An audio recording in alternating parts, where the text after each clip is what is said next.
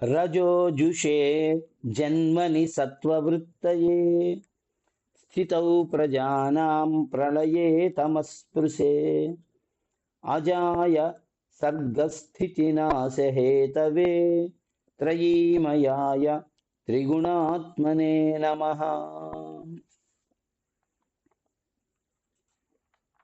కాదంబరి పాఠంలో లక్ష్మీ చాంచల్యం అనేటువంటి ఒక భాగం ఇది.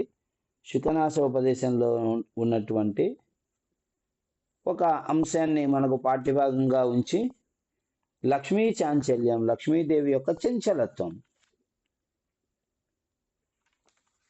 ధనము కలవాడు, ధనము ఉండాలి అని కోరుకున్నవాడు, ధనము పొందినటువంటి వాడు ధనవంతులు అని అనిపించుకుంటారు. అటువంటి వ్యక్తులు ఎలాంటి మంచి లక్షణాలని పోగొట్టుకుంటారు, ఎటువంటి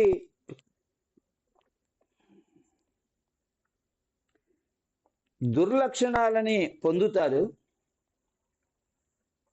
సమాజంలో ఏ విధమైనటువంటి కీర్తిని, ఏ విధమైనటువంటి అపకీర్తిని పొందుతారు అనే విశేషాంశాలని ఇక్కడ ఈ శుకనాసుడు అనేటువంటి తారాపీడుని మంత్రి తారాపీడుని యొక్క కుమారుడైన చంద్రాపీడుతో చెప్తూ ఉన్నాడు.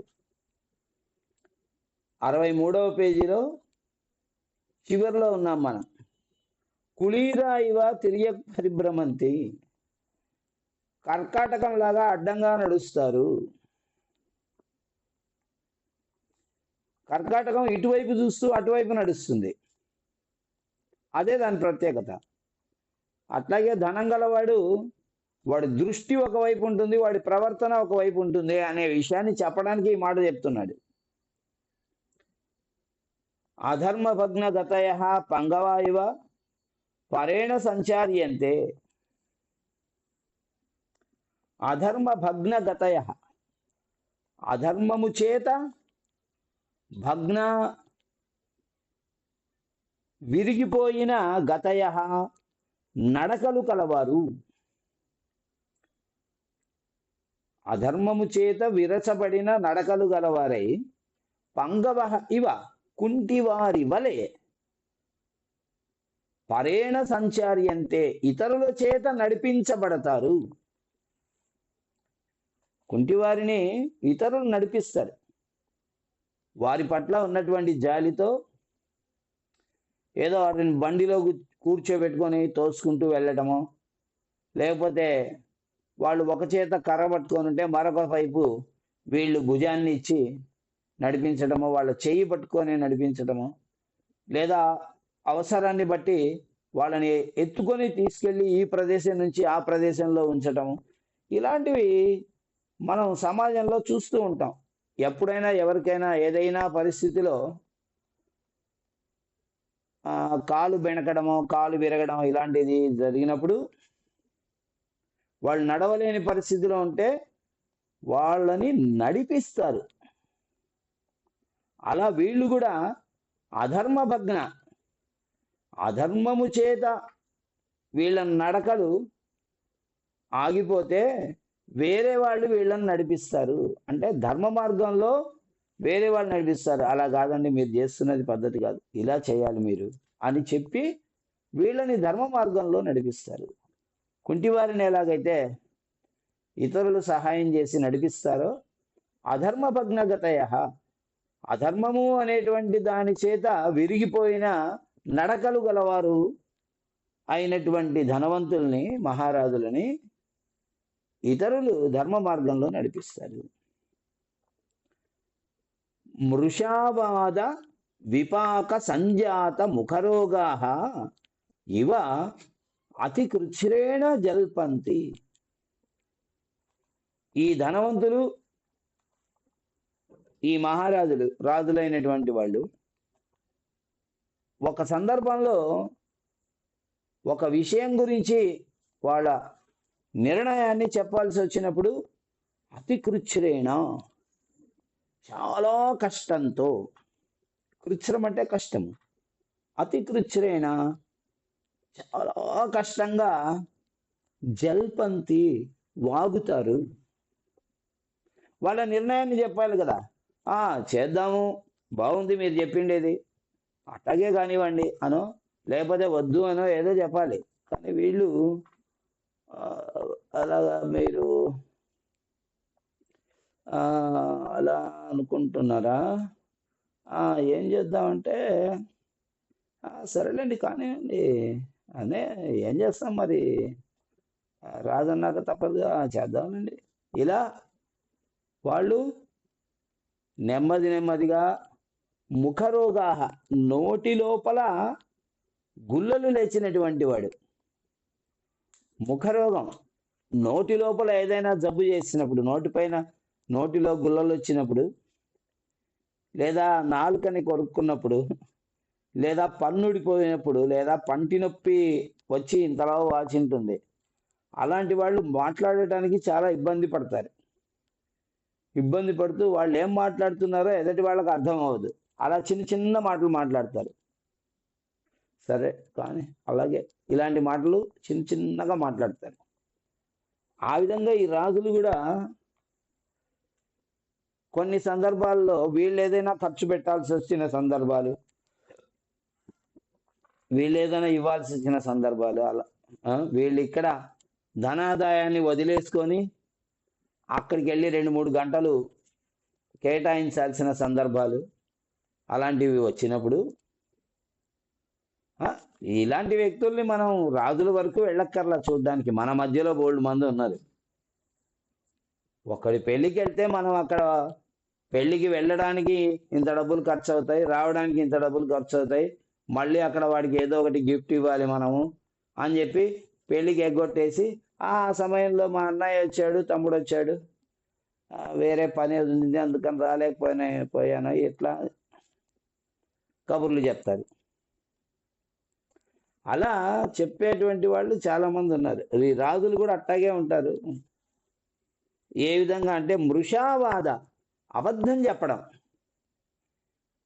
ఏమీ లేకపోయినా కూడా ఏదో ఉన్నట్టు మృషావాద విపాక, అబద్ధము చెప్పడం అనేటువంటి మార్పు చేత సంజాత కలిగినటువంటి ముఖరోగాహ, నోటిలో రోగము కలవారు.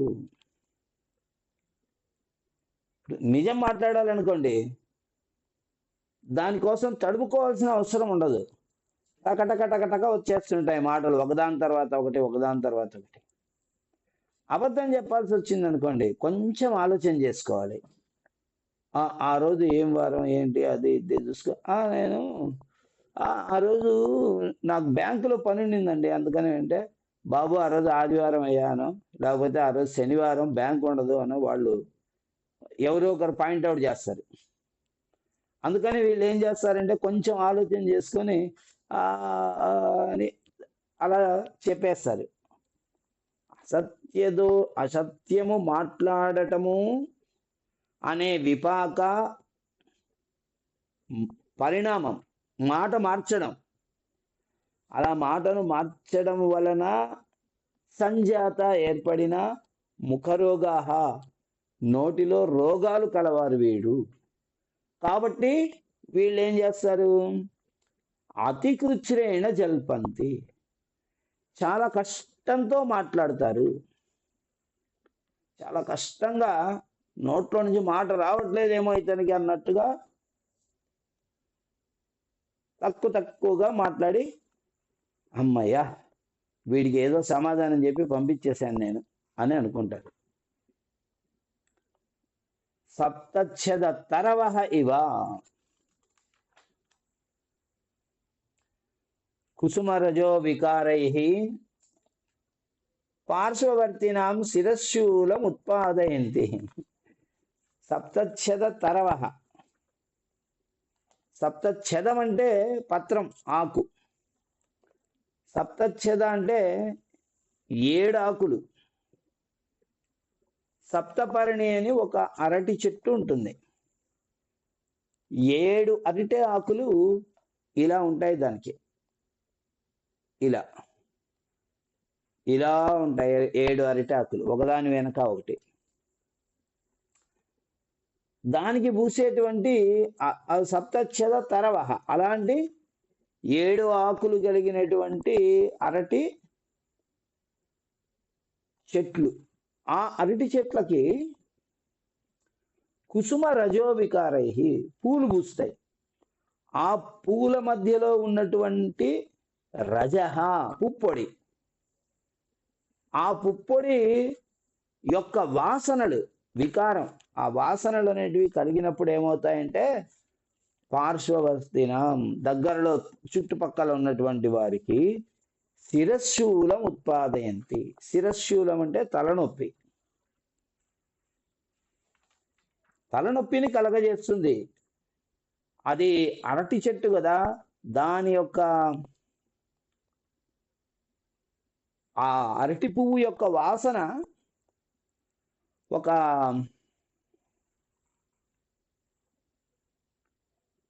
ఘాటుగా ఉంటుంది. ఆ వాసన ఘాటుగా ఉండడం వల్ల మొదటి 2-3 నిమిషాలు పర్వాలేదు, కానీ ఒక అరగంట సేపు అక్కడే ఉన్నామనంటే మనము ఆ వాసన పీల్చి పీల్చి మనకు తలనొప్పి వచ్చేస్తుంది. ఆ విధంగా ఈ మహారాజులు, ధనం గల వాళ్ళు ఏంటంటే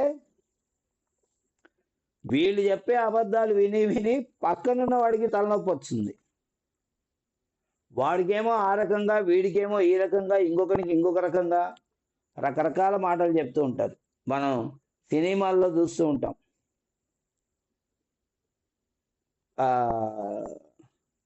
ఈ కోట శ్రీనివాసరావు లాంటిది వాడి దగ్గర ఏ బ్రహ్మానందం లాంటి వాడు ఉంటాడు. ఆ కోట శ్రీనివాసరావు చెప్పేటువంటి అబద్ధాలకి ఈ బ్రహ్మానందం రియాక్షన్స్ ఉంటాయన్నమాట. అదేంటండి వాడికి అలా చెప్పారు, వీడికి ఇలా చెప్తారేంటి అనేది. నువ్వు ఊరుకోరా, వాడికి అలాగే చెప్పాలి, వీడికి ఇలాగే చెప్పాలి అంటుంటారు వాళ్ళు. అవన్నీ వీడు వినలేక జుట్టు పిక్కుంటూ ఉంటాడు. అలా ఏమవుతుందంటే అటువంటి వ్యక్తిత్వం, డబ్బే ప్రధానంగా చూసుకుంటూ ఇతర సంబంధాలన్నింటినీ కూడా అప్రధానం చేసుకున్నటువంటి వ్యక్తి యొక్క ప్రవర్తన 7 ఆకుల అరటి చెట్టు యొక్క పుష్పం యొక్క పుప్పొడి ఏ విధంగా తలనొప్పిని కలగజేస్తుందో అలా శిరశూలం ఉత్పాదయంతి, తలనొప్పిని కలగజేస్తారు వీళ్ళు కూడా. ఆసన్న మృత్యవ ఇవ బంధుజనమపి నాభిజానంతి. ఆసన్న మృత్యవ,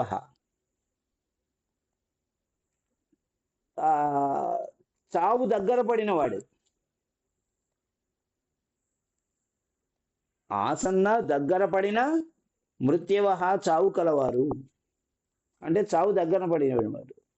ఇక ఒక 15-20 నిమిషాల్లో చనిపోతాడు ఈ వ్యక్తి అని అనుకున్నప్పుడు అతను ఎవరినైనా గుర్తుపట్టలేడు. బంధుజనమపి నా అభిజానంతి, గుర్తుపట్టరు. ఏమండి వీడండి మీ చిన్న అబ్బాయి అండి, ఇదిగోండి ఈ అమ్మాయి మీ మనవరాలండి అంటూ ఉంటే ఆ వ్యక్తి ఇలా చూస్తాడే కానీ వాళ్ళ వైపు గుర్తుపట్టలేడు. అడగండి, ఒకసారి పలకరించండి, ఏమ్మా ఎప్పుడొచ్చావని అనండి, చూసారా అమ్మాయి తాతయ్య తాతయ్య అని మిమ్మల్ని పలకరిస్తుంది, పలకండి అని పక్కనున్నటువంటి మరొక వ్యక్తి కామెంటరీ చెప్తున్నా కూడా ఆసన్న మృత్యవ, అతడు దగ్గర పడిపోతూ ఉంది సమయం ఇంకా, కాబట్టి అప్పుడు బుద్ధి అనేది పనిచేది. లోపల చాలా అలజడి ఉంటుంది వాళ్ళకి. ఇక ఉత్క్రమణం జరుగుతూ ఉంది అని అంటే ఆ వ్యక్తికి లోపల ఎంతో అలజడి, అంటే చాలా అవయవాలు అప్పటికి పని చేయడం ఆగిపోయి ఉంటాయి. చివరిగా పని చేయడం ఆగిపోయేటువంటి అవయవము హృదయం, గుండె, ఈ నాడులు ఇవన్నీ. అంతేనా? శరీరంలో ఎన్ని అవయవాలు ఉన్నాయి? ఆ లోపల ఉన్నటువంటి అవయవాలన్నీ కూడా పనిచేయడం ఆగిపోయి ఉంటుంది. గుండె పనిచేస్తుందా ఆగిపోయిందా తెలుసుకోవడానికి అవకాశం ఉంది. ఊపిరితిత్తులు పనిచేస్తున్నాయా ఆగిపోయాయా తెలుసుకునే అవకాశం ఉంది. కానీ లోపల జీర్ణాశయం పనిచేస్తుందా ఆగిపోయిందా తెలుసుకునే అవకాశం లేదు. మూత్రపిండాలు పనిచేస్తున్నాయా ఆగిపోయాయా తెలుసుకునే అవకాశం లేదు. అవన్నీ కూడా అప్పటికి అన్ని ఒకదాని తర్వాత ఒకటి పనిచేయడం ఆగిపోయి ఉంటాయి. కాబట్టి ఆ అలజడి లోపల జరుగుతూ ఉండడం వల్ల ఆ వ్యక్తి కళ్ళతో ఇలా చూస్తున్నట్టే ఉంటుంది, కానీ అతనికి ఏమీ కనపడదు. ఒకవేళ కనపడినా కూడా అది ఈ మస్తిష్కానికి అందదు, ఆ సంబంధం అనేది అందదు. కాబట్టి తెలుసుకోలేకపోతాడు. డబ్బు కలవాడు కూడా అంతే. ఎవరు? అరే ఇతనురా, ఫలానా మీ మావయ్య కొడుకురా, ఆ ఊర్లో ఉంటారే వాళ్ళురా అంటే ఇలా కిందికి పై చూసి వాడు వీడు వాడేరా కిషోర్ రా అని పక్కనున్న వాళ్ళు ఎవరైనా చెబుతూ ఉంటే అప్పటికి కాసేపటికి నువ్వా, నేను ఏమనుకోకు, గుర్తుపట్టలేకపోయాను, వెంటనే పోల్చుకోలేకపోయాను, చాలా రోజులైంది కదా నేను చూసి, ఇలా ఏదో మాట్లాడతాడు. మరి చాలా రోజులైనప్పుడు వాడు నిన్ను గుర్తుపట్టాడు కదా. ఇలా చాలామంది ఇలా చెప్పేవాళ్ళు ఉంటారు. దీని గురించి నేను పెద్దగా వర్ణించక్కర్లా. ఇలాంటి అనుభవం దాదాపు మనలో చాలా మందికి ఉంటుంది. అంటే మనల్ని వేరే వాళ్ళు గుర్తుపట్టకపోవటం, మీరు ఇంకొకరిని గుర్తుపట్టకపోవటం గురించి నేను చెప్పలేదు. మనకి ఇలాంటి అనుభవం ఉంటుంది అని అంటే సంస్కృతం వాళ్ళు ఎవరు అట్లా చేయరు. సంస్కృతము వాళ్ళ యొక్క మనస్సు కడిగిన ముత్యంలాగా స్వచ్ఛంగా ఉంటుంది. వాళ్ళు అందరినీ కోరుకుంటారు.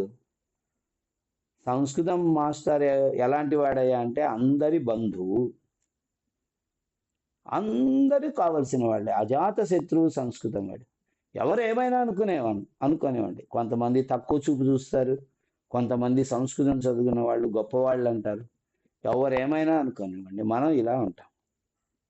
మనం అందరినీ ఆదరిస్తాం, అందరి దగ్గరికి వెళ్తాం. మ్యాథమెటిక్స్ డే జరుపుతాం మ్యాథ్స్ టీచర్స్తో కలిసి, హిందీ దివస్ జరుపుతాం హిందీ టీచర్లతో కలిసి, సైన్స్ డే జరుపుతాం ఫిబ్రవరి 28వ తారీఖు సైన్స్ మాస్టర్లతో కలిసి, తెలుగు దినోత్సవం జరుపుతాం తెలుగు మాస్టర్లతో కలిసి ఆగస్టు 29వ తారీఖు. ఇలా అందరితో కలిసి అన్ని దినోత్సవాలను జరుపుతాం, అందరితో కలిసిమెలిసి ఉంటాం. అది ఒక్క సంస్కృతం మాస్టర్కు మాత్రమే సాధ్యం. సంస్కృతం అనేది అన్ని భాషలతో కలిసిపోయినప్పుడు మనం కూడా అందరితో కలిసిపోవాలి కదా. సంస్కృత పదజాలం లేనటువంటి భాష ఏముంది? సంస్కృతంలో లేనటువంటి శాస్త్రం ఏముంది? అన్ని శాస్త్రాలు సంస్కృతంలో ఉన్నప్పుడు ఒక మ్యాథ్స్ వాడిని చూసి నేను ఎందుకు అసూయపడతాను? ఒక సైన్స్ వాడిని చూసి నేను ఎందుకు అసూయపడతాను? నేను చెప్పేది కూడా సైన్సే, సంస్కృత ఉపాధ్యాయుడు చెప్పేది కూడా సైన్సే. అయినప్పుడు సైన్స్ మాస్టర్ మనము ఒకటే. ఈ భావన ముందు మనలో రావాలి, తర్వాత వాళ్ళల్లో కలిగించాలి.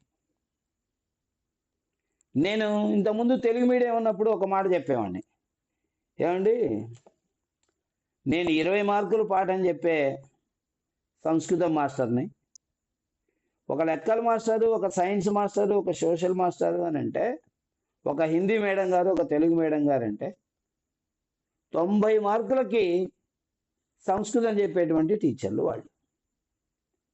మీరు 90 మార్కులు చెప్పేవాళ్ళు, నేను 20 మార్కులు చెప్పేవాడిని అని చెప్పాను. మేము చెప్పే సంస్కృతం చాలా కొద్దిగానండి. మీరు ఒక లెక్కల టీచర్ తెలుగు మీడియంలో లెక్కలు చెప్తున్నారంటే సమద్విబాహు త్రిభుజం అని సంస్కృతం. కిరణజన్య సంయోగ క్రియ అచ్చమైన సంస్కృతం. సమశీతోష్ణ మండలము ఖచ్చితమైన సంస్కృతం. తిర్యక్ దైర్ఘ్య తరంగాలు సంస్కృతం. నిష్పీడనం, పౌనఃపున్యం, ఇలా సైన్స్లో తెలుగు మీడియం తీసుకుంటే ఏ పదజాలం తీసుకున్నా కూడా అదంతా సంస్కృతమే. కాబట్టి ఇక్కడ ఏం చెప్పుకుంటున్నాం, చాలామంది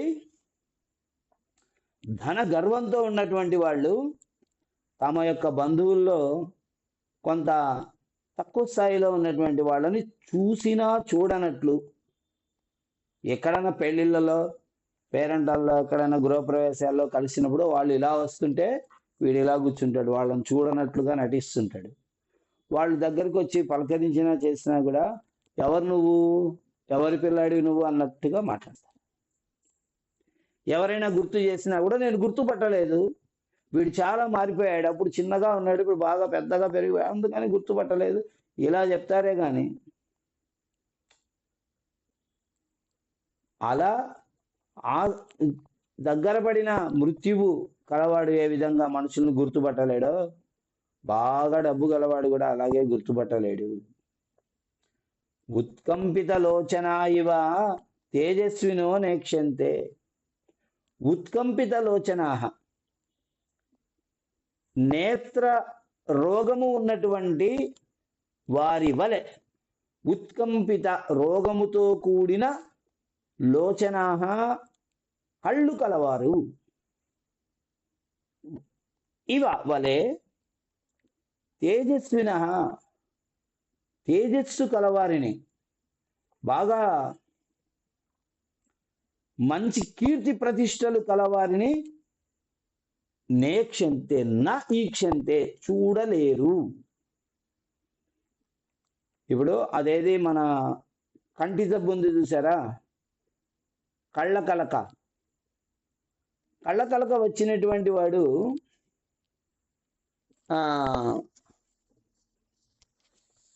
కాంతి కలిగినటువంటి వస్తువులను చూడలేడు. కాంతితో కూడినటువంటి వస్తువులను చూడాలంటే కళ్ళకలక ఉన్నటువంటి వాడికి చాలా కష్టం, కళ్ళు మండిపోతాయి అన్నమాట. అందుకని చాలా తక్కువగా ఇలా పెట్టుకొని అలా పెట్టుకొని నల్ల కళ్ళజోడు పెట్టుకొని ఇలా చూస్తాడు, చాలా కష్టంగా చూస్తాడు. ఒక్క క్షణం అలా చూస్తాడో లేదో వెంటనే తల తిప్పేసుకుంటాడు. ఏమిటి అని అంటే ఆ కళ్ళలో బాగా మంట రగిలి ఆ తేజస్సును చూడటం వల్ల, కాంతిని చూడటం వల్ల ఆ కళ్ళ కలక అనేది రేకిచ్చినట్టు అవుతుంది, ఇంకా కష్టం అవుతుంది వాడికి. అలా ఉపకంపిత లోచనా, జబ్బుతో కూడిన కళ్ళు కలవారు ఏ విధంగానైతే ప్రకాశవంతమైనటువంటి వాటిని చూడలేరో, ఆ విధంగా ధనవంతులైనటువంటి వాళ్ళు తేజస్సు కలవారిని చూడలేరు. తేజస్సు కలవారంటే కీర్తి ప్రతిష్టలు కలవారు అని అర్థం. ఇక్కడ కీర్తి ప్రతిష్టలు కలవారంటే వీడు కోటీశ్వరుని, వీడు కోటీశ్వరుడు కాదు, సామాన్య మానవుడు, కానీ బాగా చదువుకొని మంచి మంచి విజయాలను సాధించి వీడు నాకన్నా ఎక్కువ కీర్తి ప్రతిష్టలు గలవాడు అనే ఒక అసూయ. ఆ అసూయ వలన ఆ వ్యక్తిని ఎక్కువసేపు చూడలేడు. వీరు బాగా రైట్, బాగుందండి, మంచిదండి, నమస్కారం అండి, కూర్చోండి, అయిపోయింది. ఇంకా ఆ వ్యక్తి యొక్క పొగడతల్ని పక్కవాడు అతన్ని పొగిడి ఏదో తను చాలా గొప్పవాడండి, అదండి ఇదండి అని చెప్తుంటే కూడా ఈ వ్యక్తి వినలేను, అలాగా అన్నట్టుగా చిన్న చిరునవ్వు నవ్వి అలా వాళ్ళని చూడలేకపోతారు. కాలదష్టా ఇవ మహామంత్రైరపి న ప్రతిబుధ్యంతే. కాలదష్టా, సర్పము చేత కాటువేయబడిన వారు, సర్పము చేత కాటువేయబడిన వారు మహామంత్రైరపి, పెద్ద పెద్ద చాలా గొప్ప మంత్రాల చేత మంత్రించబడిన వారైనప్పటికీ కూడా న ప్రతిబుధ్యంతే, మేలుకోరు. ఒకరికి పాము గరిచింది, పాము గరిస్తే అతడు మూర్ఛపోయాడు. మూర్ఛపోయినప్పుడు ఏం చేస్తారంటే, అతనికి కాలు పాము గరిచింది అనుకోండి, మోకాల దగ్గర ఒక పెద్ద కట్టు కట్టి ఆ విషము పైకి ఎక్కకుండా చూసి చాలామంది ఇప్పటికీ పాము మంత్రం వేసేవాళ్ళు పల్లెటూళ్ళల్లో ఉంటారు. మీలో కూడా కొంతమందికి తెలిసి ఉంటుంది ఆ విషయం. వాళ్ళు మంత్రం వేస్తారు, మంత్రం వేసి ఆ మూలికలను తీసుకొని కాలు మీద ఇలా ఇలా తొడవటం ఇట్లంతా చేస్తారు. అలా చేయడం వల్ల కొంత సమయానికి ఈ మూర్ఛపోయినటువంటి వ్యక్తి మేలుకుంటాడు. మేలుకున్న తర్వాత తనకి కొన్ని ఔషధాలని ఇచ్చి తినిపించి కొంత విశ్రాంతిని తీసుకోమని చెప్తారు. అప్పుడు ఆ తర్వాత అతను ఆ విశ్రాంతి తీసుకోవడం ద్వారా ఆ విష ప్రభావం నుంచి బయటపడతారు. కొన్ని సందర్భాల్లో బాగా పెద్ద పెద్ద పాములు గరిచినప్పుడు విషవేగం అనేది ఎక్కువ ఉన్నప్పుడు ఎంత మంత్రాలు చదివినా కూడా, ఎన్ని మంత్రాలు చదివినా కూడా వాళ్ళు మేలుకోరు కొంతమంది. అలా మహామంత్రైరివ చాలా గొప్ప మంత్రాలను పఠించినప్పటికీ కూడా కాలదుష్టాహ కాలసర్పము చేత కాటు వేయబడినటువంటి వ్యక్తులు ఏ విధంగా అయితే మేలుకోరో ఆ విధంగా ధనం అనేటువంటి సర్పాల చేత కాటు వేయబడినటువంటి వ్యక్తులు కూడా మంత్రాలకు లొంగరు. వారు కూడా ఎన్ని మంత్రాలు చెప్పినా, మనం ఎన్ని పొగడతలు చేసినా కూడా వాళ్ళని ఇతను ఇంత గొప్పవాడు అంత గొప్పవాడని పొగిడి వాళ్ళతో మనం పని చేయించుకోవాలనుకున్నా వాళ్ళు మేలుకోరు. అంటే మన యొక్క మేలును వాళ్ళు కోరుకోరు. జాతుషాభరణానివ శోష్మాణం నసహంతే. జాతుష ఆభరణాన్ని, జాతుష అంటే లక్క ఆభరణాలు. ఇప్పుడు ఆభరణాలు అంటే ఎవరైనా బంగారు ఆభరణాలు వేసుకుంటారు, వెండి ఆభరణాలు వేసుకుంటారు, లేకపోతే ఏదైనా లోహంతో చేసినటువంటి ఆభరణాలను వేసుకుంటారు. ఏవో రకరకాలైనటువంటివి ఉన్నాయి కదా, ఇమిటేషన్స్ అని అవన్నీ ఏమో చెప్తూ ఉంటారు. ఈ విషయం ఆడవాళ్ళకి బాగా తెలిసి ఉంటుంది. అయితే జాతుష ఆభరణాలట, లక్క ఆభరణాలు కూడా ఉంటాయట. ఆ లక్క ఆభరణాలు వేసుకున్నటువంటి వాడు నిప్పుకు దగ్గరగా వెళ్ళడానికి ఇష్టపడాడు. ఎందుకు నిప్పుకు దగ్గరగా వెళ్ళాడు అని అంటే ఈ ఆభరణాలన్నీ కాలిపోతే వీడు ఒంటి మీదే కాలిపోయాయంటే వాడు ఒళ్ళు కూడా కాలిపోతుంది. కాబట్టి జాతుషాభరణానివ, జాతుషాభరణాలు, ఈ లక్క ఆభరణాలు ధరించినటువంటి వాడు ఎలాగైతే శోష్మాణం ఉష్ణంతో కూడుకున్న వాటిని నసహంతే, అవి సహించలేవు జాతుషాభరణాలు. అలాగే వీళ్ళు కూడా ఈ ధనం అనేటువంటి ఆభరణాలు కలవారు వీళ్ళు ఇతరుల యొక్క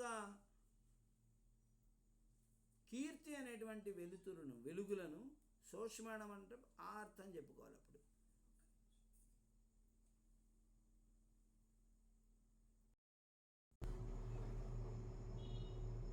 చెప్పినప్పుడు కూడా ఆ ఉపదేశాన్ని వీళ్ళు వినరు. ఎలాగైతే బాగా మదించినటువంటి దుష్టవారణాలు మహామాన స్తంభంలో గట్టిగా కట్టివేయబడినవి అయినప్పటికీ కూడా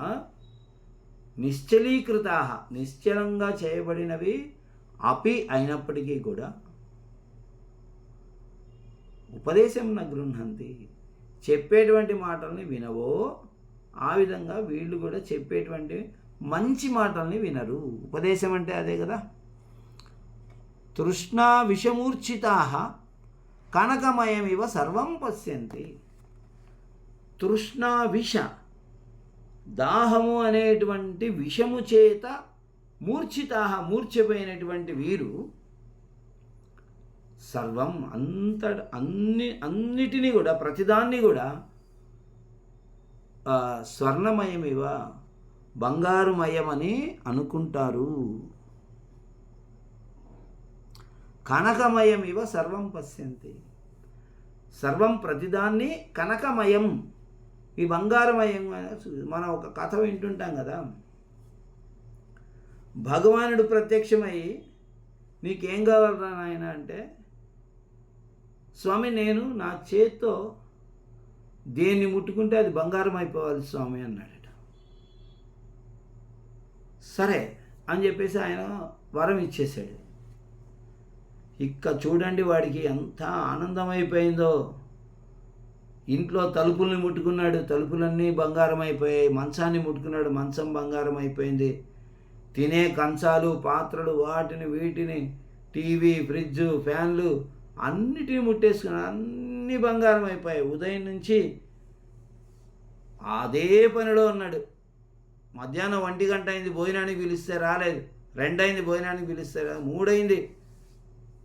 గట్టిగా వాళ్ళ అమ్మాయి వచ్చి, నాన్న నువ్వేమి తినడమే తినటం లేదు, నువ్వు తినకుండా ఏమి ఇట్లా తిరుగుతున్నావు, నువ్వు రా అంటే, అమ్మా చూసావా తల్లి, ఇల్లంతా నీకోసమే బంగారం చేశానమ్మా అని ఆ అమ్మాయిని ఎంతో ప్రేమతో దగ్గరికి తీసుకొని ఇలా తల మీద చేయేశాడు. ఆ అమ్మాయి కూడా బంగారం అయిపోయింది. అప్పుడు అర్థమైంది అతనికి, అరే రే రే ఎంత తప్పు పని చేశాను నేను, భగవంతుడిని ఇది కాదు కదా నేను అడగాల్సిన వరము. స్వామి నేను మరీ పేదరికంలో ఉన్నాను, కొంత నా పేదరికం పోయి నేను సుఖంగా ఉండగలిగినంత నాకు ధనాన్ని ఇవ్వు స్వామి అని అడగాలి. కానీ నేను దేన్ని ముట్టుకుంటే అది బంగారం అయిపోవాలంటే, ఇప్పుడు నా కూతురు బంగారం అయిపోయింది, నా భార్యను ముట్టుకుంటే అది బంగారం అయిపోతుంది. నేను అన్నం తినాలంటే అన్నాన్ని ముట్టుకుంటాను, ఇప్పుడు అది కూడా బంగారం అయిపోతుంది. నేను బతికేటువంటి అవకాశం చాలా తక్కువగా ఉంది ఇప్పుడు అని అనుకున్నాడట వాడు. అలా ఈ ధనం అనేటువంటి దాహంలో పడిపోయిన వాళ్ళు, తృష్ణ ఏమంటున్నాడు ఇక్కడ, తృష్ణ విష మూర్ఛితాహ. తృష్ణ అంటే ఆశ అనే ఒక అర్థం ఉంది, దాహం అనే ఒక అర్థం ఉంది. ఇక్కడ ఆశ అనేటువంటి అర్థం. ఆశ అనేటువంటి విషము చేత మూర్ఛపోయినటువంటి వీళ్ళు, ఈ ధనవంతులు, సర్వం ప్రతిదానిని కనకమయం, ఇది బంగారుతో కూడుకున్నది, ఇది డబ్బుతో కూడుకున్న విషయము. బంగారము డబ్బు అనేటువంటిది సంపద అనే అర్థంలో ఉపయోగిస్తున్నాడు. ఇది డబ్బుతో కూడుకున్నటువంటి విషయం అనే ఆలోచన చేస్తారు. కానీ ఇది అనుబంధాలతో కూడుకున్నది, ఇది ప్రేమతో కూడుకున్నది, ఇది భక్తితో కూడుకున్నది, ఇది జ్ఞానంతో కూడుకున్నది, ఇది విద్యతో కూడుకున్నది, ఇలా అర్థం కావు వాళ్ళకు విషయాలు. ఈశవ ఇవ పానవర్ధిత తైక్ష్ణాః పరప్రేరితాః వినాశయంతి.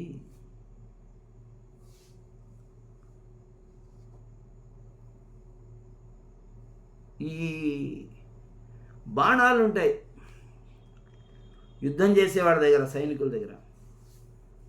ఆ బాణం అంటే ఎట్లా ఉంటుంది, ఇలా పొడవుగా ఉంటుంది, వెనక వైపు రెక్కలు ఉంటాయి, ముందు వైపు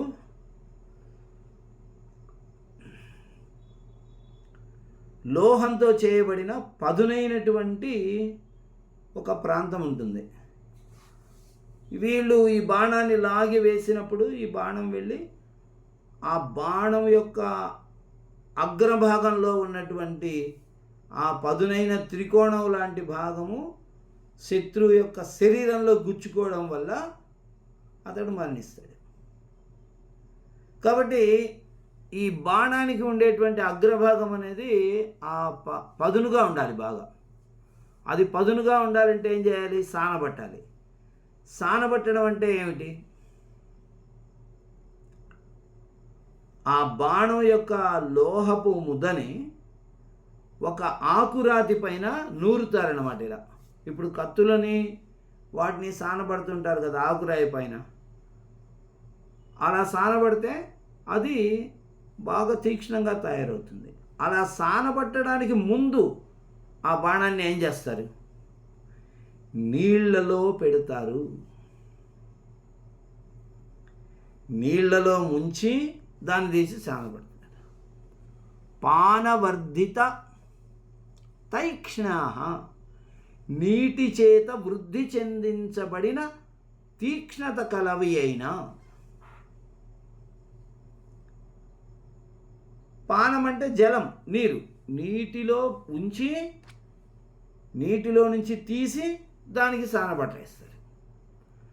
ఇప్పుడు ఇంక మామూలుగా అయినా కూడా మనకేం ఆకురాయి అవసరం లేదు. ఒక కత్తిని కానీ, ఒక గొడ్డలి, ఒక కొడవలి అలాంటి దాన్ని కొంచెం నీళ్లు వేసి, మన గోడ ఉంది కదా, గోడ మీద సిమెంట్ గోడ, దాని మీద పెట్టి ఇలా ఇలా మనం సాదామంటే ఒక తీక్ష్ణత వస్తుంది దాంట్లో. ప్రత్యక్షంగా మనం చూడొచ్చు, పల్లెటూళ్ళల్లో అట్లాగే చేస్తారు. సిమెంట్ రోడ్డు మీద నీళ్లు పోసి ఈ గొడ్డళ్ళు, కొడవళ్ళు వాటిని ఆ సిమెంట్ రోడ్డు మీదనే ఇలా ఇలా గట్టిగా నూరడం ద్వారా వాటిలో పదును కలగజేస్తారు. అలా ఇప్పుడు చూడండి అర్థం. ఇషవః ఇవ పానవర్ధిత తైక్ష్ణ్యాః. పానవర్ధిత నీటి చేత పెంచబడిన పదును కలవైన పరప్రేరితాః, పర శత్రువుల చేత ప్రేరితాః వదలబడినటువంటివి అయిన శత్రువుల చేత ప్రయోగించబడినవి అయిన ఇషవః ఇవ బాణములు వలె వినాశయంతి, అందరినీ నాశనం చేస్తారు. బాణములు నశించవు, బాణములు అందరినీ నశింపజేస్తాయి. అలా ధనవంతుడు ఏం చేస్తాడంటే వాడు నశించిపోతాడో లేదో వాడి సంగతి వేరు, కానీ వాడిని నమ్ముకొని ఉన్నటువంటి వాళ్ళని నాశనం చేస్తారు. వాడిని నమ్ముకొని ఉన్నటువంటి వాడి బంధువులే, వాడి భార్య, పిల్లలు, అన్నదమ్ములు, తల్లిదండ్రులు, అలాంటి వాళ్ళను కూడా వీడు సవ్యంగా చూసుకోడుతా. అరే నా తల్లిదండ్రులు కదా, వీళ్ళని నేను బాగా చూసుకోవాలి, వీళ్ళ వల్లనే కదా నేను ఇంత వాడనయ్యాను అనే జ్ఞానం ఉండదు వాడికి, ధన మదము కలిగినటువంటి వ్యక్తికి. అలాంటి వాడికి నేనే భగవంతుడిని అయితే క్షణంలో లాగేసుకుంటాను వాడి డబ్బు మొత్తం, రోడ్లెంబడి అడుక్కు తినాలి వాడు. ఎవడైతే తల్లిదండ్రుల్ని కూడా మర్చిపోయి, భార్య బిడ్డల్ని కూడా మర్చిపోయి డబ్బుల్నే లెక్కేసుకుంటాడో వాడు, అన్నదమ్ముల్ని మర్చిపోయి డబ్బులను లెక్కేసుకుంటాడో వాడు, తోడబుట్టినటువంటి సోదరికి సంవత్సరానికి ఒకసారి చిన్న చీర పెట్టడానికి ఏడ్చేటువంటి వాడు, అలాంటి వాడికి రూపాయి కూడా పుట్టకూడదు.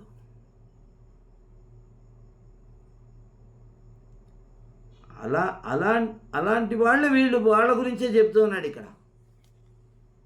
వీడేం చేస్తాడు, అలాంటి ఇషవః ఇవ బాణాల వలె వినాశయంతి, అందరినీ నాశనం చేస్తారు.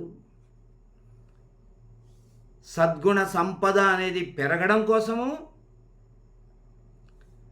విద్యాభ్యాసం చేయాలి. కానీ బాగా చదువుకున్నటువంటి వ్యక్తుల్లోనే చాలా అజ్ఞానం కనపడుతుంది. అన్నయ్యను ప్రేమించలేరు, తమ్ముడిని ప్రేమించలేరు, తోడబుట్టిన చెల్లెల్ని ప్రేమించలేరు, కన్న తల్లిదండ్రుల్ని ప్రేమించలేరు, భార్యను భార్యలాగా మనిషిలాగా చూడరు. ఎందుకండి జ్ఞానం నాకు అర్థం కాదు. ఎప్పుడూ డబ్బులు రూపాయి కూడబెట్టి ఎక్కడ పెడుతుంటారో ఏం చేస్తుంటారో తెలియదు. భర్త దగ్గర ఎన్ని డబ్బులు ఉన్నాయో భార్యకు తెలియదు. ఏమమ్మా అంటే, ఏమోనండి నాకు చెప్తారా ఆయన, ఏమైనా ఆయన దగ్గర ఎంత ఉందో నాకెలా తెలుస్తుంది అంటుంది. ఎంత అన్యాయం అండి. డబ్బు అనేటువంటిది మనిషిని అంత ఒంటరి వాడిని చేస్తుంది. అది అర్థం చేసుకోవాలి ముందు. మన భార్యాబిడ్డలకు కూడా వీడు దూరం అయిపోతున్నాడు అని అంటే ఒంటరివాడు అవుతున్నాడు అని అర్థం. అమ్మా నాన్నలను చూసుకోలేకపోతున్నాడు, ఒంటరివాడు అవుతున్నాడు. తోడబుట్టిన వాళ్ళని చూసుకోవట్లేదు, ఒంటరివాడివి అయిపోతున్నావు. అలా చివరికి ఏమీ మిగలకుండా పోతుంది. ఆ విషయాన్ని ఇక్కడ ఏమని చెప్పాడు మనకి, ఇషవః ఇవ పానవర్ధిత తైక్ష్ణ్యాః పరప్రేరిత వినాశయంతి. దూరస్థితాన్యపి ఫలానివ దండవిక్షేపై మహాకులాని శాతయంతి.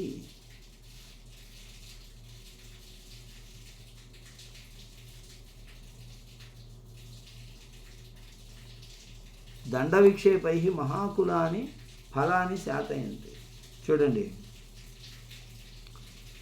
ఒక చెట్టుకి బోల్డ్ పళ్ళు కాసాయి, మహాకులాని గుత్తులు గుత్తులు గుత్తులు కాసాయి. కింద నుంచి చూశాడు మనిషి. చెట్టు అంత ఎత్తు ఉంటాడు కదా ఎవరు మనిషి. మొట్టమొదలు మనిషి ఏం చేస్తాడంటే చెట్టు ఎక్కగలడా ఎక్కలేడా తర్వాత విషయం. పళ్ళని ఎప్పుడైతే చూశాడో ఆ పళ్ళని తాను తీసుకోవడం కోసం మొట్టమొదలు చేసే పని రాయి తీసుకొని కొడతాడు, లేదా కర్ర తీసుకొని కొడతాడు.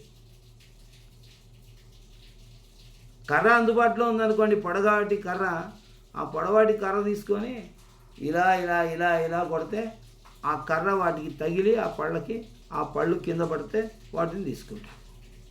శాతయంతి రాలుస్తారు, ఫలాని శాతయంతి పళ్ళను రాలుస్తారు. ఎవరు? దూరస్థితాన్యపి దూరంగా ఉన్నటువంటి ఫలాని పండ్లను దండ విక్షేపై కర్రను తిప్పి తిప్పి కొట్టడం వలన. దండ విక్షేపాలంటే కర్ర సాము చేసినట్టుగా కాసేపు ఇలా కొడతాడు, కాసేపు అలా కొడతాడు, కాసేపు రెండు చేతులు పైకి ఎత్తుతాడు,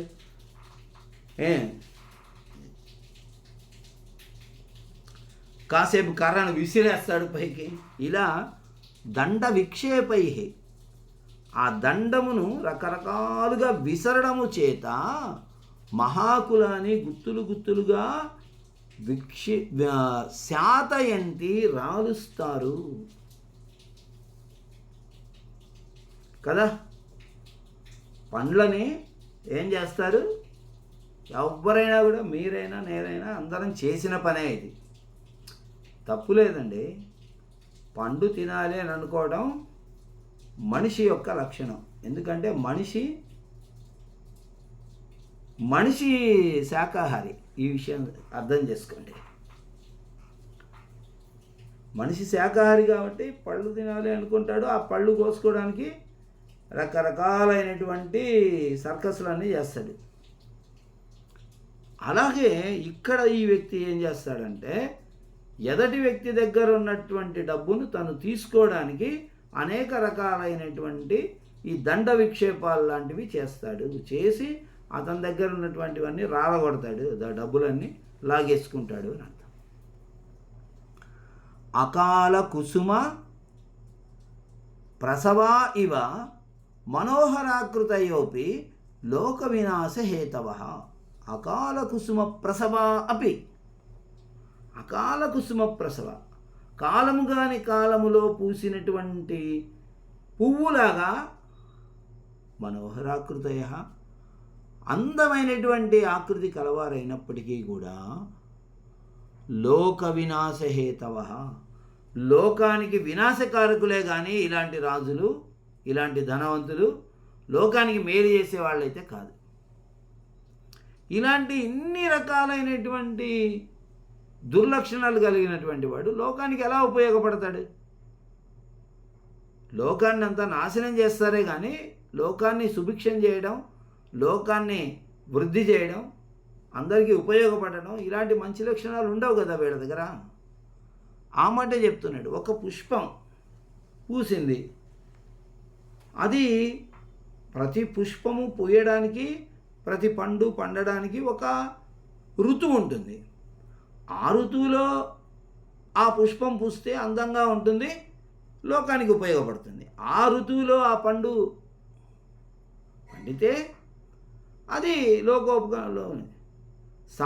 సమయంలో ఒక పుష్పం పూస్తే అది అందంగా ఉన్నప్పటికీ కూడా దాని వలన లోకానికి రావలసినటువంటి ఫలితం రాకపోగా ఏదో ఒక వినాశహేతువుగా ఆ పుష్పం తయారవుతుంది.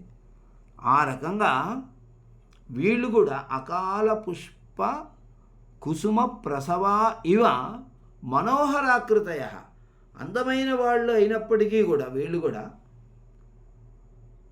వీళ్ళు లోకానికి నాశనం చేసేవాళ్ళు, లోకాన్ని నాశనం చేసేవాళ్ళే అవుతారు. కానీ ఈ ధనవంతులు, ఇలాంటి భావాలు కలిగినటువంటి రాజులు లోకాన్ని వృద్ధి చేసేటువంటి వారు కాలేరు.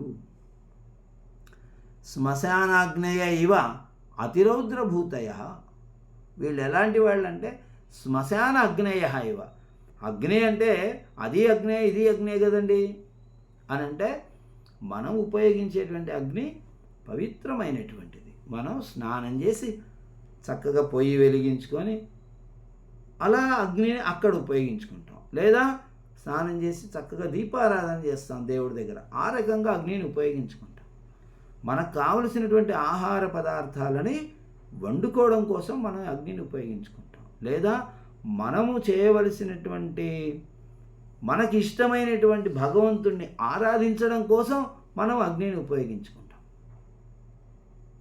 కానీ అక్కడ శ్మశానంలో ఉన్నటువంటి అగ్ని అనేటువంటిది కూడా అలాంటిదే కదా, అది కూడా మనం ఉపయోగించుకుంటున్నటువంటి అగ్నినే. అక్కడ కూడా అవసరం ఉంది అని అంటే అలాంటి అగ్ని వలె రౌద్రభూతయ, రుద్రమైనటువంటి పనులకు ఉపయోగపడతారు. ఆ అగ్ని ఇలా ఒక మనిషిని దహించి తీసుకుపోవడానికి, ఒక మనిషిని బూడిద చేయడానికి పనికొస్తుంది శ్మశానంలో ఉండే అగ్ని. అలా ఈ రాజులు కూడా ఒక విషయాన్ని నాశనం చేయడానికి పనికొస్తారు శ్మశానంలో ఉన్న అగ్నుల వలె. తిమిరికా ఇవ దూరదర్శిన, తిమిరికా ఇవ అదూరదర్శిన. తిమిరిక అంటే కంటిలో ఏర్పడే శుక్లం, తిమిరిక అనేది రోగం. ఏమిటండి అంటే కన్ను మసకబారడం. శుక్లం చాలామంది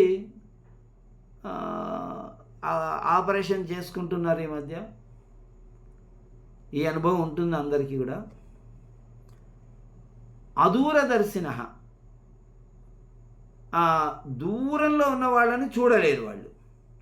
దగ్గరగా ఉన్న వాళ్ళని అయితే ఏదో మసకగానైనా కూడా చూడగలరు, కానీ నా దూరదర్శిన అదూరదర్శిన, దూరంగా ఉన్న వాళ్ళని చూడలేరు.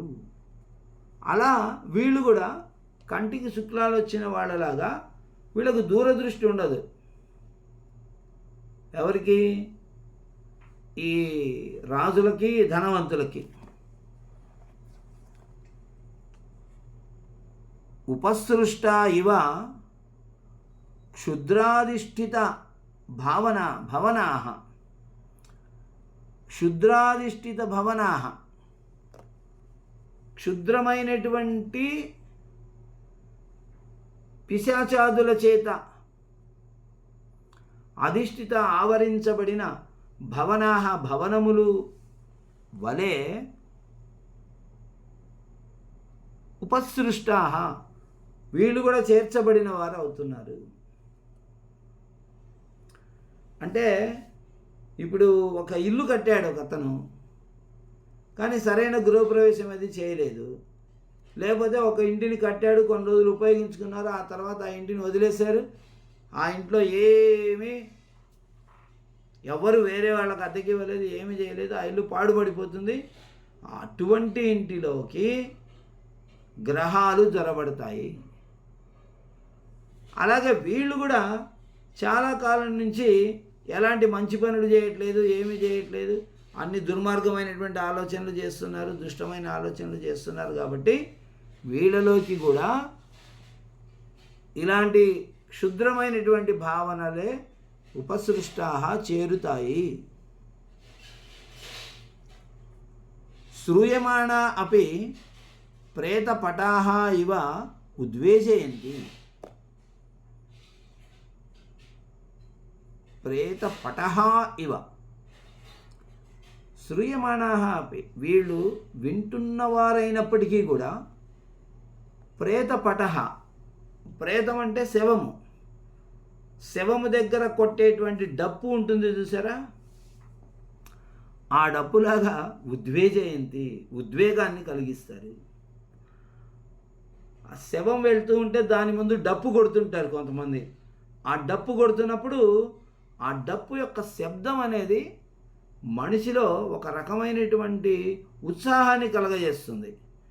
ఆ డప్పు శబ్దం వింటూ ఉంటే మామూలుగా ఇంట్లో కూర్చున్నవాడు లేచి డ్యాన్స్ చేయాలి అనిపిస్తుంటుంది, నర్తనం చేయాలి అనిపిస్తుంటుంది. సరే, ఆ శవయాత్రలో కూడా ఆ డప్పు యొక్క శబ్దానికి కొంతమంది నర్తనం చేస్తూ ఉంటారు. ఎలా నర్తనం చేస్తున్నాడు అలా వాళ్ళు ఏంటంటే కొంతమంది సిగ్గుపడకుండా నర్తనం చేస్తారు. మిగతా వాళ్ళు నర్తనం చేయట్లేదు అని అంటే వాళ్ళకి అలాంటి భావన కలగట్లేదని కాదు, వాళ్ళు కూడా నర్తనం కలగాలని చేయాలనే ఉంటుంది. శరీరంలో స్పందనలు కలుగుతూ ఉంటాయి.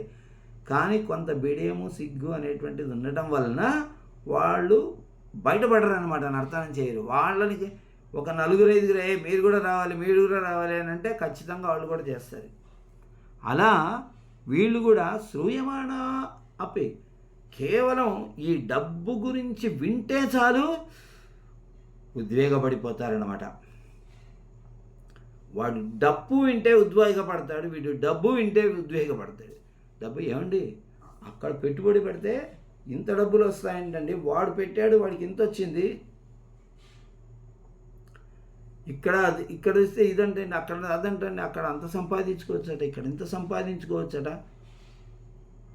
అక్కడ ఇంత ఇస్తున్నారట, ఇక్కడ ఇంత ఇస్తున్నారట. ఇలాంటి విషయాలు విన్నప్పుడు మనిషి ఒక ఉద్వేగానికి లోనవుతాడు. అరే, నేను ఇక్కడ ఇంత పని చేస్తుంటే నాకు ఇంతే ఇస్తున్నారు, అక్కడ తక్కువ పని ఎక్కువ డబ్బు అని అనుకొని దూరపు కొండలు నునుపు. ఎక్కడైనా కూడా పని చేయించుకోకుండా డబ్బులు ఇవ్వరు.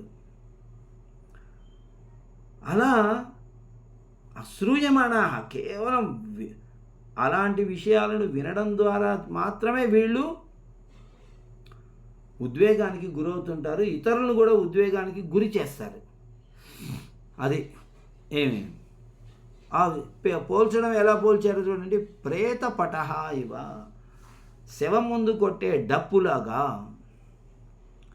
చింత్యమాన అపి మహాపాతకాధ్యవసాయ ఇవ ఉపద్రవం ఉపజనయంతి.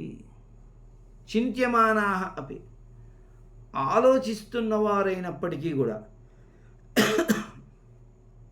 నేను డబ్బు నా దగ్గర ఉంటుంది, ఇక దీన్ని అంత చేయాలంటే ఏం చేయాలి, ఇలా చేయాలి, ఇలా సంపాదించాలి, అక్కడ వాళ్ళ దగ్గర ఇంత అడిగి తీసుకోవాలి, వీళ్ళ దగ్గర ఇంత అడిగి, ఇలా లెక్కలు వేసుకుని ఉంటాడు ఎప్పుడు.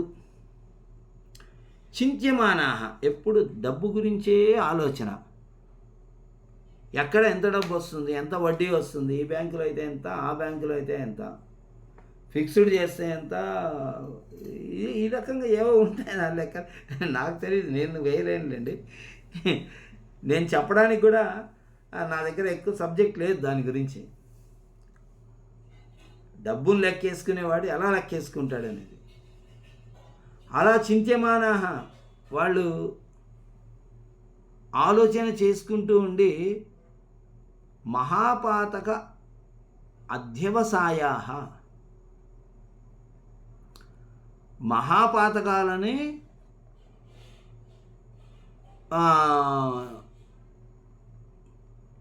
ఉత్సాహంతో చేసేటువంటి వారి వలె ఉపద్రవం ఉపజనయంతి. మహాపాతకములను చేయడంలో మునిగిపోయినవాడు ఎలా ఉత్సాహంతో ఆ పాపాలను చేస్తూ ఉంటాడో అలా ఉపద్రవం, ఆపదలను ఉపజనయంతి, కలిగిస్తారు. మహాపాతకాల స్వర్ణస్థేయం గుర్వంగనాగమ, బ్రహ్మహత్యా సురాపానం స్థేయం గుర్వంగనాగమ అనేటివి 4 పాతకాలు. పాపము వేరు, మహాపాపం వేరు. పాపం అంటే చిన్నది, తెలిసి తెలియక చేసేటువంటివి.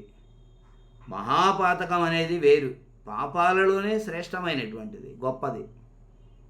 అది జన్మ జన్మలకి ఆ పాపం అనేది పోదు. అది బ్రహ్మహత్య. బ్రాహ్మణుని హత్య చేయడము, లేదా ఒక బ్రాహ్మణుని మానసికంగా హింసించడము. హత్య చేయడం అని అంటే చంపడము అనే అర్థం కాదు, ప్రాణాలు తీయడం అని అర్థం కాదు. ఆ వ్యక్తిని ఏ రకంగా మనం బాధ పెట్టి మానసికంగా కానీ దైహికంగా కానీ హింసించినా కూడా అది హత్య చేయడమే.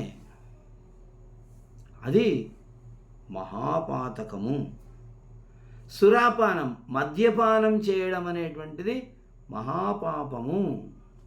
అది చేయకూడని పని. స్థేయం, దొంగతనము.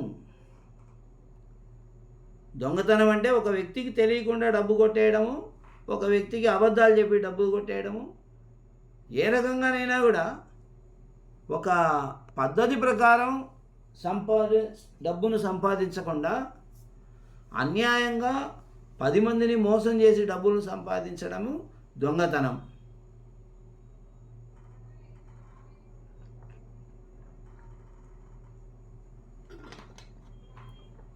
అది మహాపాపం. అదేమి చేస్తుంది? మనిషిని జన్మ జన్మలకి నరకంలో పడేస్తుంది. బ్రహ్మహత్య, సురాపానం, స్థేయం, గురువంగనాగమ. గురువుగారికి సంబంధించిన స్త్రీతో సంబంధం పెట్టుకోవడం.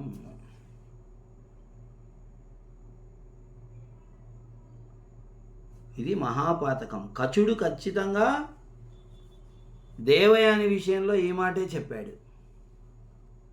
అమ్మ, నువ్వు నన్ను ఇలా ప్రేరేపిస్తున్నావు, నన్ను పెళ్లి చేసుకోమని అడుగుతున్నావు, ఏమో రకాల నువ్వు కామ వికారాలన్నీ నా ఎదురుగా నా మీద గుంపిస్తున్నావు, కానీ నీవు నాకు గురుపుత్రికవు, కాబట్టి నేను అలాంటి పని చేయకూడదు అని కచుడు దేవయానితో చెప్పాడు. కచదేవయానీయం అని నా దగ్గర కావ్యం ఉంది. ఎంత అద్భుతమైనటువంటి కావ్యము. సంస్కృతంలో ఒక 100-120 శ్లోకాలు అట్లా ఉంటాయి. చాలా బాగా రాశారు. కాబట్టి గురువు గారికి సంబంధించినటువంటి ఏ స్త్రీతోనైనా సరే సంబంధం పెట్టుకోవడం అనేటువంటిది మహాపాతకం. పంచమహాపాతకాలని చెప్పి 4 చెప్పాను నేను.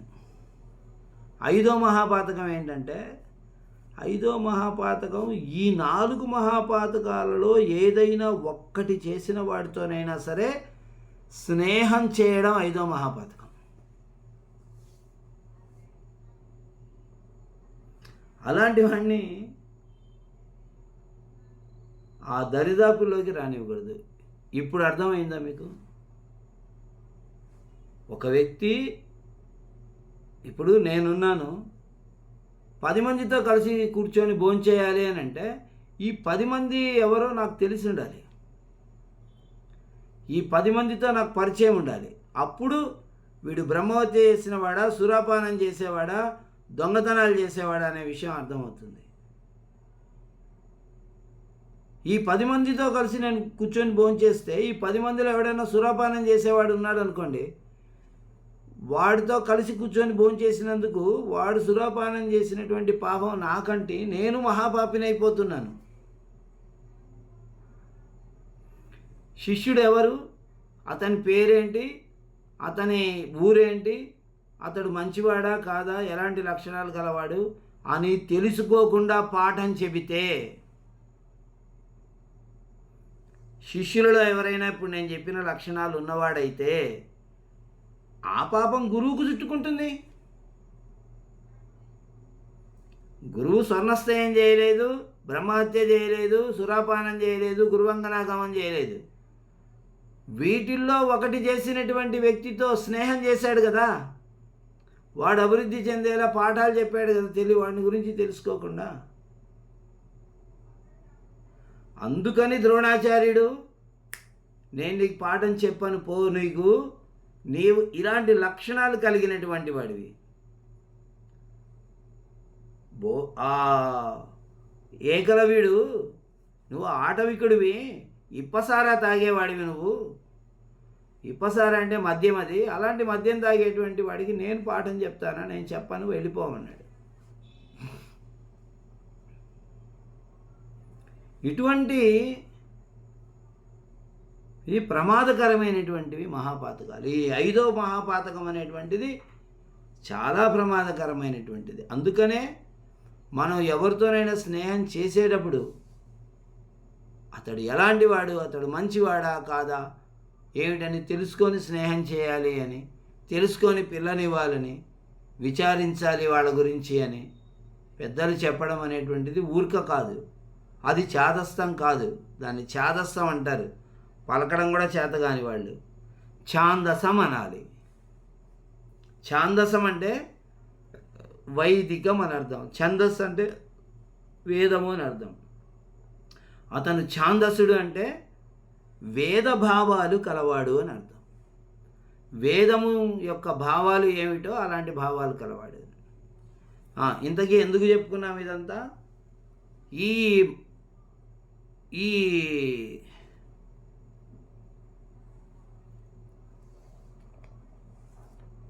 మహాపాతకాలు చేసిన వాడితో అధ్యవసాయ మనం చేరి స్నేహము చేసినట్లుగా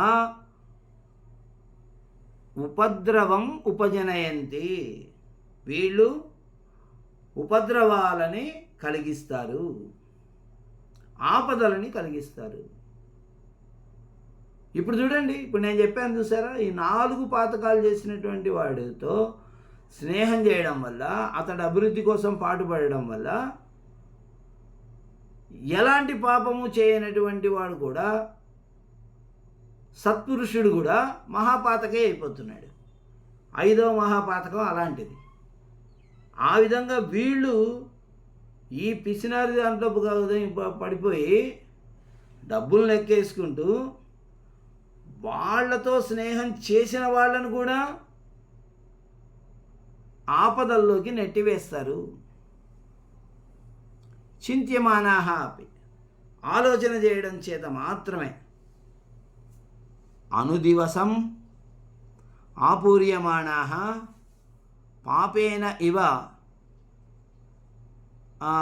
పాపేనేవ అధ్మాతమూర్తయః భవంతి.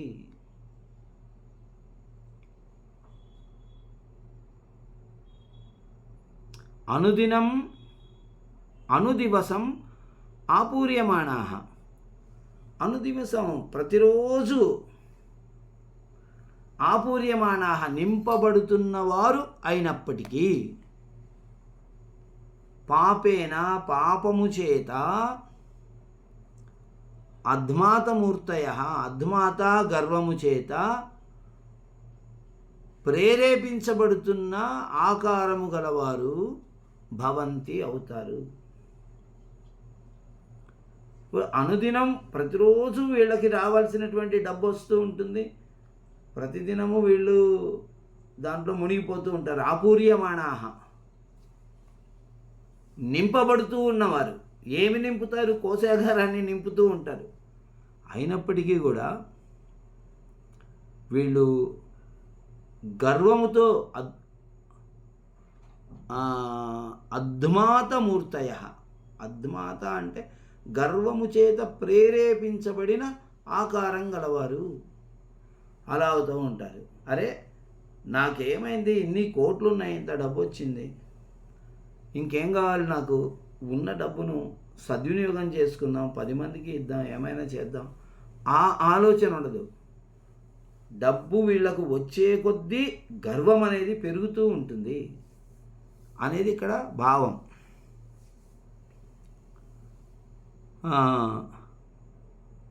తదవస్థాశ్చ వ్యసనశత సఖ్యతాముపగతాః వల్మీక తృణాగ్రావస్థితా జలబిందవ ఇవ పతితమపి ఆత్మానం నావగచ్చంతి. తదవస్థాశ్చ, ఇలాంటి ఇప్పటివరకు చెప్పినవన్నీ అనమాట. అవస్థాహ, ఇటువంటి అవస్థలు కలిగినటువంటి వీరు వ్యసన శత సఖ్యతం, వ్యసన శతాలు, వందల అలవాట్లు, వ్యసనాలు అంటే దురలవాట్లు, వందల దురలవాట్లు, అనేకమైనటువంటి అసంఖ్యాకమైనటువంటి దురలవాట్లకు సఖ్యతం, స్నేహాన్ని పొందిన వారై వల్మీకం అంటే పుట్ట, తృణ గడ్డి, గ్రావ రాళ్ళు, పుట్టల మీద, గడ్డి పరకల మీద, రాళ్ల మీద స్థితాహ ఉన్నటువంటి జలబిందవ, నీటి బిందువుల వలె పతితమపి ఆత్మానం, పడిపోయినటువంటి తనను నావగచ్చంతి, తెలుసుకోలేరు. నేను పడిపోయాను అంటే, పడిపోవడం అనంటే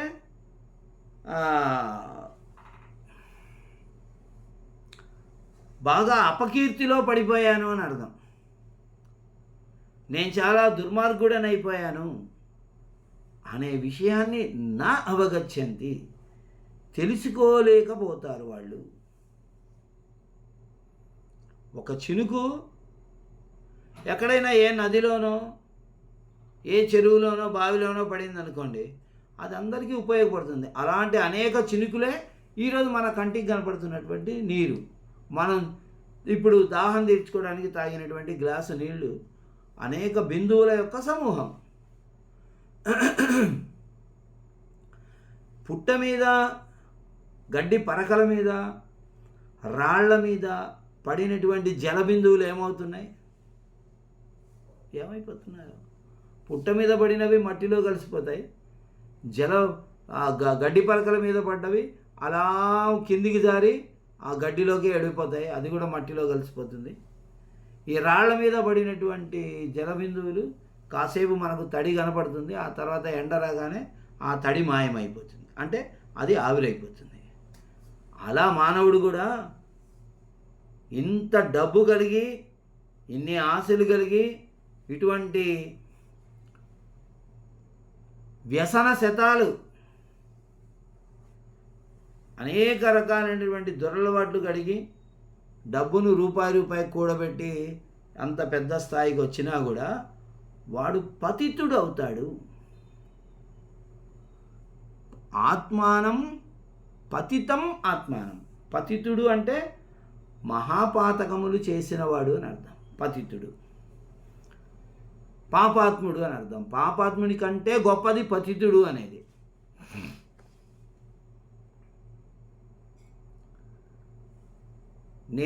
నేను పతితుడనయ్యాను అనేటువంటి విషయాన్ని నావగచ్చంతి, వాళ్ళు తెలుసుకోలేరు.